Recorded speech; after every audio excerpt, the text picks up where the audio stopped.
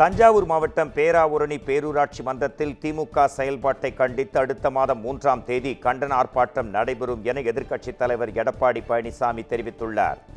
இது குறித்து அவர் வெளியிட்டுள்ள அறிக்கையில், பேராவூரணி பேரூராட்சி மன்றம் திமுகவைச் சேர்ந்த ஒரு குடும்பத்தின் பிடியில் சிக்கிச் சீரழிந்து வருவதாக குற்றம் சாட்டியிருக்கிறார்.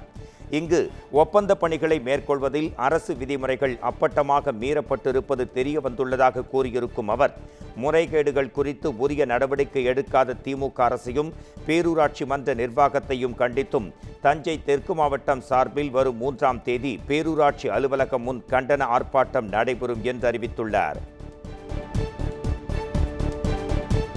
நர்சிங் மாணவி உயிரிழப்பில் திமுக நிர்வாகியின் உறவினர் மீது உடனடியாக நடவடிக்கை எடுக்க வேண்டும் என பாஜக மாநில தலைவர் அண்ணாமலை வலியுறுத்தியுள்ளார். இது தொடர்பான அவரது எக்ஸ் தள பதிவில், புதுக்கோட்டை மாவட்டம் கருக்காக்குறிச்சி வடக்கு கிராமத்தைச் சேர்ந்த நர்சிங் மாணவி வீட்டிலிருந்து காணாமல் போன நிலையில் அருகிலுள்ள கிணற்றிலிருந்து சடலமாக மீட்கப்பட்டுள்ளார் என்ற செய்தி மிகுந்த அதிர்ச்சியளிப்பதாக தெரிவித்துள்ளார். மாணவியின் பெற்றோர் மணிகண்டன் என்பவர் மீது சந்தேகம் இருப்பதாக கூறி குற்றவாளிகளை கைது செய்யும் வரை மாணவியின் உடலை வாங்க மறுத்து போராட்டம் நடத்தி வருவதாகவும், இந்த மணிகண்டன் கரம்பக்குடி திமுக ஒன்றிய செயலாளர் தவபாஞ்சாலன் என்பவரின் உறவினர் என்பதால் காவல்துறைக்கு அவர் மீது நடவடிக்கை எடுக்கக்கூடாது என அழுத்தம் கொடுப்பதாக தெரிகிறது என்றும் கூறியிருக்கிறார். காஞ்சிபுரத்தை அடுத்த மாகரல் செய்யாற்றில் குளிக்கச் சென்ற மூதாட்டி தனது பேரன் மற்றும் பேத்தியுடன் நீரில் மூழ்கி பலியான சம்பவம் பெரும் சோகத்தை உருவாக்கியுள்ளது. கடம்பர் கோயில் பகுதியைச் சேர்ந்த பத்மா என்ற மூதாட்டி தனது பேரன், பேத்தி மற்றும் மருமகனுடன் செய்யாற்றில் குளிக்கச் சென்றார். அப்போது ஆழமான பகுதியில் சிக்கிக்கொண்ட பத்மா மற்றும் அவரது பேரன், பேத்தி மூவரும் நீரில் மூழ்கி பரிதாபமாக உயிரிழந்தனர். சத்தம் கேட்டு அங்கு திரண்ட அப்பகுதியினர் வினோத்தை மீட்டு காஞ்சிபுரம் அரசு மருத்துவமனையில் அனுமதித்த நிலையில் நீண்ட போராட்டத்திற்கு பின் தீயணைப்புத் துறையினர் 3 பேரின் உடல்களையும் மீட்டெடுத்தனர்.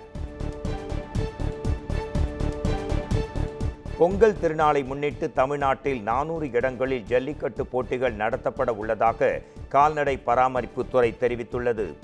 மாநிலத்தில் 18 மாவட்டங்களில் ஜல்லிக்கட்டு, வடமாடு, மஞ்சு விரட்டு, எருது விடுதல் எனும் பெயர்களில் மாடு பிடிக்கும் போட்டிகள் நடைபெறுகின்றன. இந்த போட்டிகளை ஒருங்கிணைக்கும் வகையில் பிரத்யேக இணையதளத்தையும் அரசு தொடங்கியிருக்கிறது. இந்த இணையதளத்தில் போட்டி நடக்கும் ஊர், காளை மற்றும் அதன் உரிமையாளர்கள் குறித்த விவரங்களை பதிவு செய்து அனுமதிச் சீட்டு பெறுவது அவசியம் என கால்நடை பராமரிப்புத்துறை சிறப்பு திட்ட அதிகாரி நவநீத கிருஷ்ணன் அறிவித்துள்ளார்.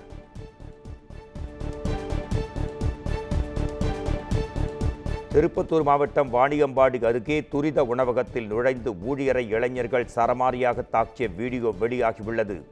பெருமாள்பேட்டை கூட்டுச்சாலையில் ரிஸ்வான் அகமது நடத்தும் துரித உணவகத்தில் பணியாற்றும் அவரது தம்பி மகன் சலீமை அதே பகுதியைச் சேர்ந்த இளைஞர்கள் கடையில் வந்து ஆபாசமாக திட்டி சரமாரியாக தாக்கினர். இதில் காயமடைந்த சலீம் மருத்துவமனையில் சிகிச்சை பெற்று வரும் நிலையில் ரிஸ்வான் அளித்த புகாரின் பேரில் வாணியம்பாடி போலீசார் வழக்கு பதிந்து விசாரணை மேற்கொண்டு வருகின்றனர்.